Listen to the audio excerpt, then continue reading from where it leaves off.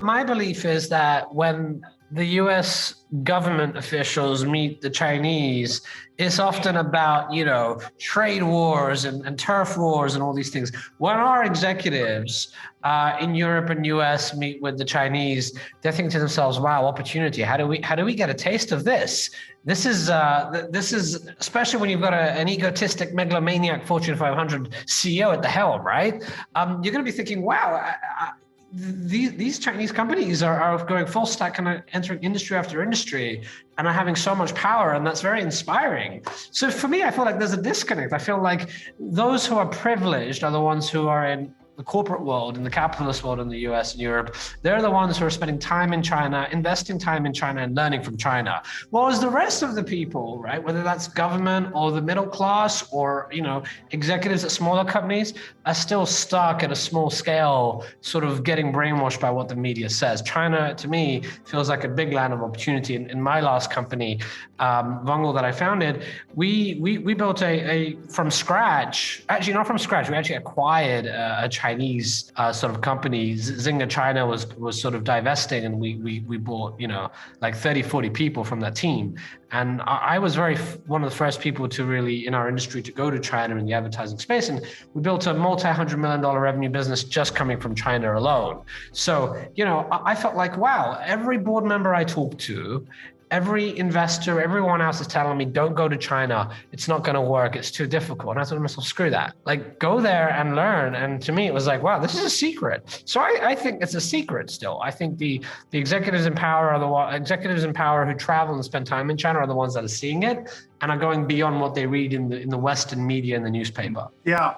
No, I agree. I think that's right. I agree. But here's what I see happening. In fact, I've been talking to a number of people in the last couple of days about sort of visa issues, because I have people all around the world in my company, and there's just a lot of visa issues right now everywhere. Singapore is very difficult to get in right now. Taiwan, very difficult. Hong Kong is very problematic. China, the more that the U.S. bashes China, and you're getting language that's quite insulting and is bordering on humiliating China. And the more you do that, the more China is going to close its borders and basically say, it's just not worth it. I mean, maybe we don't want to have that many Westerners in Shanghai or Beijing, and that's been great, for everybody. Everybody's, learned a lot and made money and created, great companies. But, I feel like in the last month or two, China's sort of like, maybe not so much right now. Maybe we're going to put a little bit of a delay on these visa issues coming into China. And of course, it's COVID related, but it's not, if you get my drift. And so I feel like... There's a tit for tat, right? Like, how many great companies were held up in M&A, and you've been in M&A, right? CFIUS, the bane of our existence, the Committee on Foreign Investments in the United States. Even in my industry, in the advertising industry, we were not able to, we had giant Chinese companies who wanted to make strategic investments in my last startup. And, we're talking potentially $100 million plus investments. And, we just weren't able to get it through, CFIUS, and they don't give you a reason why. National, data is at stake, and there can't be so much ownership from Chinese. And when you start to see so much of a wall, it feels like China then realizes, well, we've got a huge population. We've got some of the most talented people in the world. Let's just service our own population then, and that's right. Exactly. Yeah. Happens. That's right. And so so the foundation of this 5-year program is called the dual circulation, right? And so China says, well, we're going to have this outside thing. BSN is going to work internally with the smart cities, and it's going to have an external link through this company called Red Date. And China will say, look, we're going to have it. We're going to be open up. We want to be open. We want to give people the chance to have goods and services in both directions. But just in case, we have a dual circulation. The internal circulation technology will be totally independent and can be pulled apart tomorrow morning at 9 o'clock if we need to. So that's what China has built in right now. And I think when you take that statement and then you layer on the power of super apps, in your book, I quote, There is no drive to integrate PayPal into Facebook. Google has no Taobao, no way to connect Amazon to civic activity like paying fines. That's when the power happens, when you have these super apps and you connect them to, you say, civic activity, then you've got a beautiful partnership between the public and private sectors and government sector, and that's when you can really execute on big organization. It feels like China's got a model down here. It's kind of arrogant and ignorant to say, China's socialist, is communist. I think China's inventing a new model of cooperation that isn't quite capitalist. I don't know where it fits on the spectrum. It's probably its own dimension, but the way they cooperate and the way they do things is very telling for how much progress they're making. Clearly, it seems to be working. Well, that's right. And so I would say to you that the reason that's happening is because China did not have a GFC. In 2008, 2009, China was fine. China did not blow up. China did not have a disintegrating banking system and then bail out all the rich people and bail out the banks and then screw the homeowners, right? That's the roots of this bitter anger and wrath in America. Was the banks got bailed out again. The central bank is at it again, right? Citibank and everybody got bailed out, and we were left, holding the bag and paying for everything. And 3 million Americans lost their homes, and home ownership went down from like 69 to 64%, right? So there was a loss of 5 points, and it's very hard to get that back, right? And so that's why, and you can see even with masks, right? I mean, can you imagine if someone said, well, oh, hey, we have a really neat idea. Why don't you put all of your civic data on Google? And that would be really great for like a public-private partnership. And America's going to take out a gun and say, get away from me or I'll shoot you, And so I'll give you the example. I have a couple of clients in Toronto, and you might be aware that Toronto was going to have the smart sidewalk thing with Google. And it was going to create a really like a smart city for Toronto. And they haggled and went on, and Google finally canceled it because of data privacy issues. And so I think the data privacy issues are very problematic in America, very problematic in Europe. Yes. Yeah, even more so. China, not so much. Singapore, not really. Taiwan, not really. Korea, not really. Does it come down to the public ultimately? The public are willing to be more compliant and trust the government in China.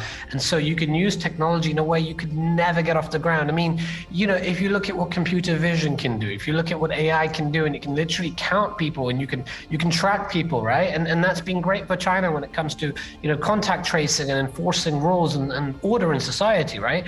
Before you could even get to brainstorming, there's a whole bunch of ethical issues to consider in the US and Europe. There's consumer privacy violation, and it seems to me like the reason it's succeeding in China is because the consumers are a lot more trusting and are willing to have their data be used in this way.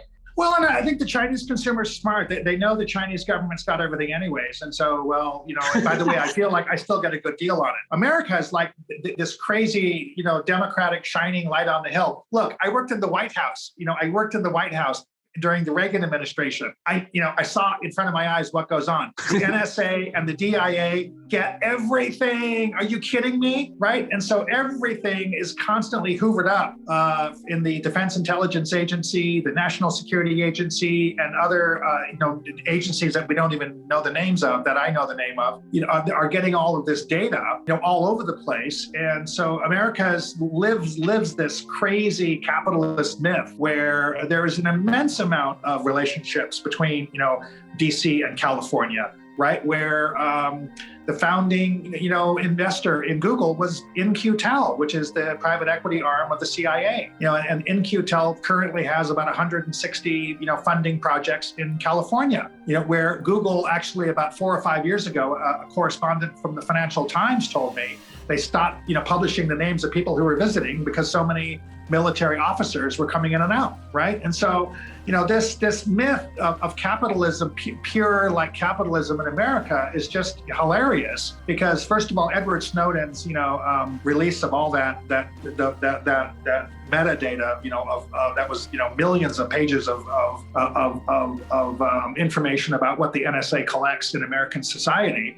really, blew the doors off this myth. But also because, come on, if you just read anything or, from my background working for the White House, come on. I mean, we can say that there's data privacy. No, there's not. No, there's not. Come on, right? And so America has to stand by this myth, and that we have this. You pull yourself up by your bootstraps and rely on the private sector, and government is bad. And yet, you look at the red state zip codes, and the redder the zip code, the more defense spending they have. Go look at a map and go figure out South Carolina, North Carolina, Northern Florida, right? Red Connecticut, Orange County, California, where I come from. It's all Pentagon contracts. When you look at all this, it really feels like it's the psychology of the millennial generation, and a lot of social unrest, which is sort of blaming and pointing fingers and wanting more protection, and that holds the society back because we're living in an age of digital transformation, and you cannot take advantage of that if you're bickering and fighting. Now, I want to talk about the future of proptech. So when we talk about the future of proptech, and we look at the lens of US, China, we're already seeing some great, some of the world's largest companies here. We've got JP Morgan, we've got BlackRock. In your book, you talk a lot about JLL. I mean, I'm amazed how much JLL is doing in China, especially after reading your book, and I know JLL quite well. So what's the future looking like, for Western companies? Are we going to go to China? Are Chinese companies going to come here? Sort of what's your take on just the future, the next 5-10 years? Well, okay, yeah, that's a great point. I've been talking a lot to JLL in the last several weeks. They're doing some fascinating thing. I mean, this is a company they manage 1.2 billion square feet, right? I think the office space is going to get reinvented because of COVID, right? The shopping mall was dying. I have an idea that shopping malls are going to become like lifestyle vertical farms. I'm going to take a real wild swing. Lifestyle vertical farms. What does that mean? It means you can use your interior storage space for vertical farms for vegetables and fruits, and have markets. Have your farmers market in the old lobby where it's all closed anyways. And vertical farming is actually pretty easy to use. It's just energy intensive. The kind of styrofoam and new technology that you have for insulation and mist, you can grow fruits and vegetables 24/7. There's no crop failure. And more meat substitutes are going to be from food, right, from foodstuffs. And so this is going to be a big revolution. And I think that we're going to get some, fantastical experimental, new uses of office space, and the integration of home and office in ways that we haven't even thought of yet. I think the smart cities, though, is really going to be the interesting one. I think that, lays the groundwork for the purchase of a car becomes like what we would have done, 40 or 50 years ago in terms of purchasing, some sort of item in your home, the old-fashioned water heaters that were giant and clunky, and they were 14 feet high, and they cost, $1,200.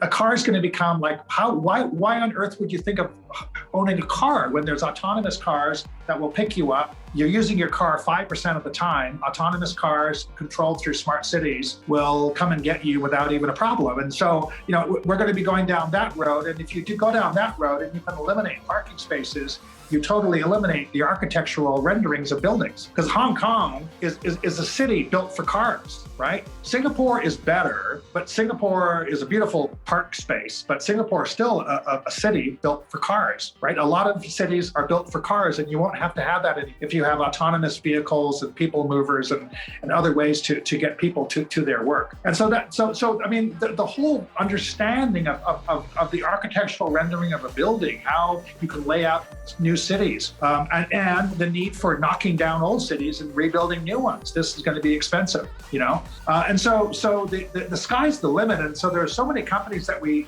highlight in the book. Some of these smaller companies that are doing really interesting things in terms of new ways of architectural rendering, new ways of reimagining cities through VR. Companies that are building new types of tile for the exterior and the interior buildings that not only give you a count of pedestrian traffic, but also create kinetic energy for the building. The sky's the limit here in terms of what's possible that we have barely scratched the surface on. And, I would also say to you that, sort of AT&T and Verizon should have been at the front end of the spear here, and they're just not, they're nowhere on this, right? So they kind of dropped the ball here as well.